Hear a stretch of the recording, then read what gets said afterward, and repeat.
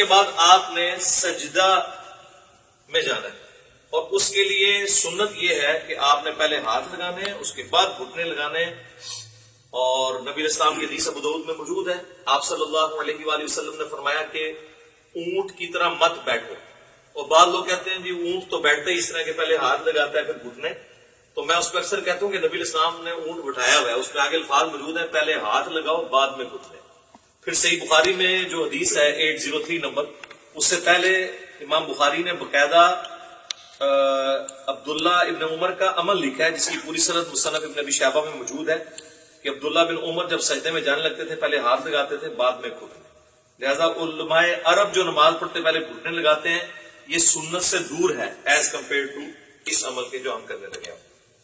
ربنا لک الحمد حمدا کثیرا طیبا مبارکا فی، اس کے بعد آپ سجدے کی طرف جھکیں گے تو آپ نے یہ خود بخود اپنی جگہ بنائے گا ہر چیز.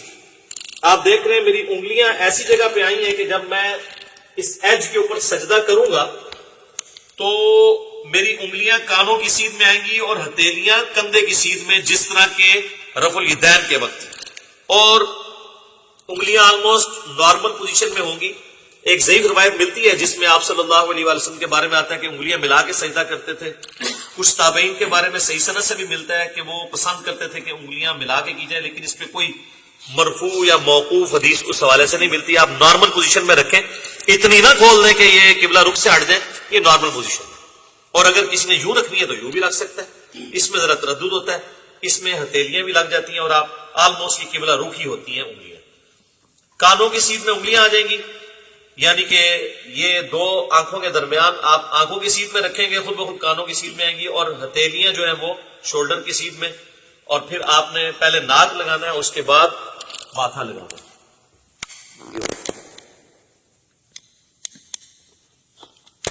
اسی حالت میں سجدے کی تسبیحات آپ نے پڑھنی ہے، سبحان ربی الاعلی یا باقی تسبیحات انشاءاللہ پڑھ کے بتا دوں گا. اور پاؤں کی انگلیاں قبلہ رخ ہونی چاہیے، دونوں ایڑیاں آپس میں جڑی ہوئی ہوں، اور ہاتھ جو ہیں وہ پہلوؤں سے الگ ہوں، رانے جو ہیں وہ پنڈلی کے جوڑ سے الگ ہوں نارمل پوزیشن کے اوپر.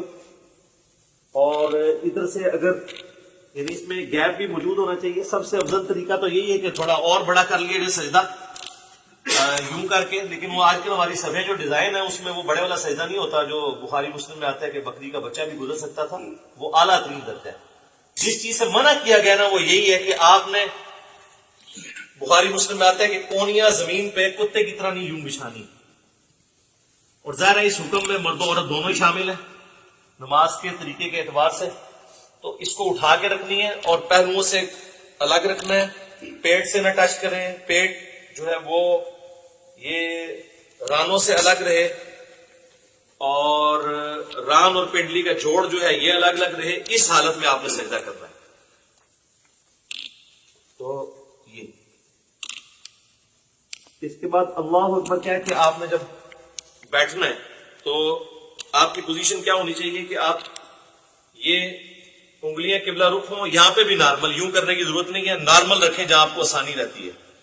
اس طریقے سے بھی سنت ہے. صحیح مسلم کے اندر یہ طریقہ بھی آیا ہے اور صحیح مسلم کے اندر یہ طریقہ بھی آیا ہے. یہ دونوں طریقے سنت ہے. یہاں پہ مشہور ہے کہ جی وہ اگر کسی کی انگلیاں یوں نیچے ہو جائیں تو اس کی انگلیاں کاٹ دی جائیں، جبکہ صحیح مسلم میں کہ نبی علیہ السلام جب آخری رکعت میں تورک بیٹھتے تھے، جو میں ایک بتاؤں گا، تو اپنے بائیں ہاتھ سے اپنے گھٹنے کو لقمے کی طرح پکڑ لیتے. تو یوں بھی رکھنا سنت ہے، اور جب یوں رکھیں گے تو ابو داؤد میں حدیث ملتی ہے سنن نسائی کے اندر کہ نبی علیہ السلام کی جو یہ زرہ ہے وہ ران کے ساتھ لگ جایا کرتی تھی. آپ یہ دیکھیں لگی ہوئی ہیں دونوں زریں ران کے ساتھ لگی ہوئی، اور جب یوں رکھیں گے تو پھر یہ ران سے اٹھ جائیں گی. یہ طریقہ بھی سنت ہے، اس میں کوئی فرق نہیں ہے، دونوں طریقے سنت ہے. یہ دو سجدوں کے درمیان آپ بیٹھیں گے اور اس میں آپ نے جو تسبیحات پڑھنی ہے رب اغفر لی رب اغفر لی، اس کے علاوہ اور تسبیحات بھی ہیں. بعض لوگ یہاں پہ بھی انگلی اٹھا لیتے ہیں، وہ حدیث بھی کمزور ہے سفیان ثوری کی تدریس کی وجہ سے. انگلی نہیں اٹھانی، نارمل رکھنا ہے آپ نے.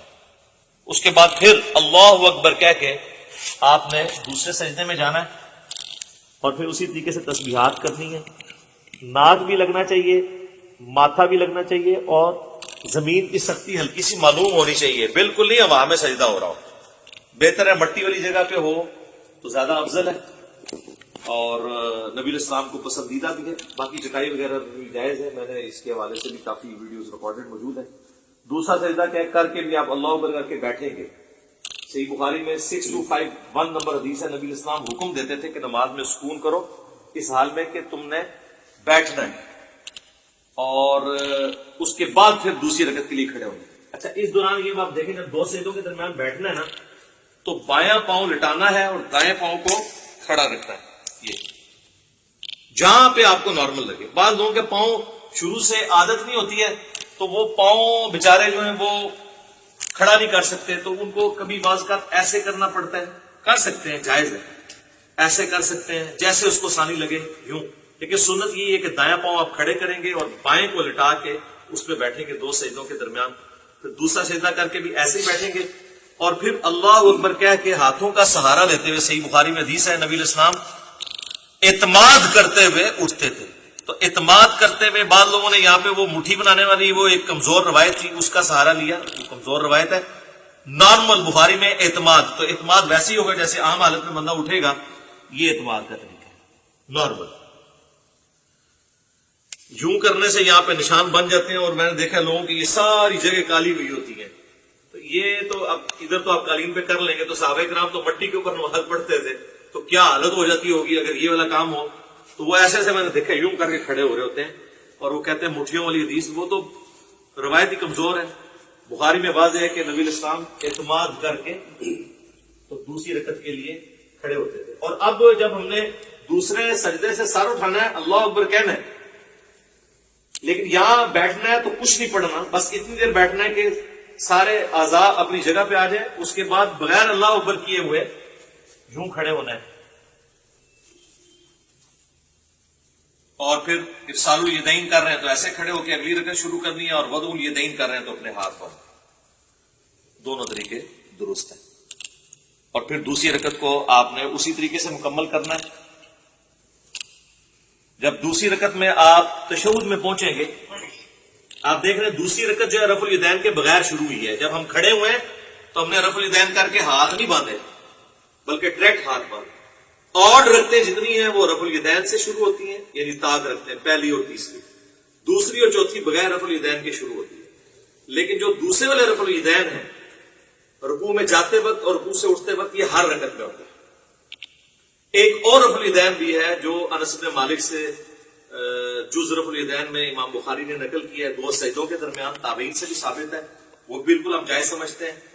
اب اگر کسی نے وہ کرنا ہے، ہمارے اہل تشیع بھائی کرتے ہیں، تو پہلے سجدے سے آپ اٹھیں اللہ اکبر کہہ کے، یہاں پہ بیٹھے رب اغفر لی رب اغفر لی اللہم اغفر لی وارحمنی واہدنی وعافنی وارزقنی.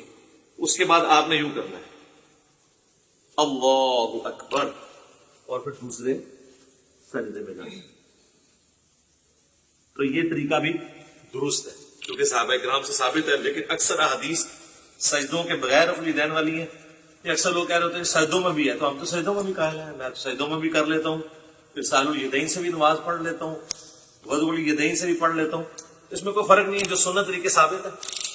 تو دوسری رکعت میں جب آپ بیٹھیں، اگر تو 4 رکعت والی نماز ہے تو پھر آپ یوں ہی بیٹھیں گے جس طرح آپ جلسے کے اندر بیٹھتے ہیں. دو سجدوں کے درمیان جو بیٹھنا ہے وہ جلسہ کہلاتا ہے، جس طرح رکوع کے بعد کھڑے ہونا قوما کہلاتا ہے.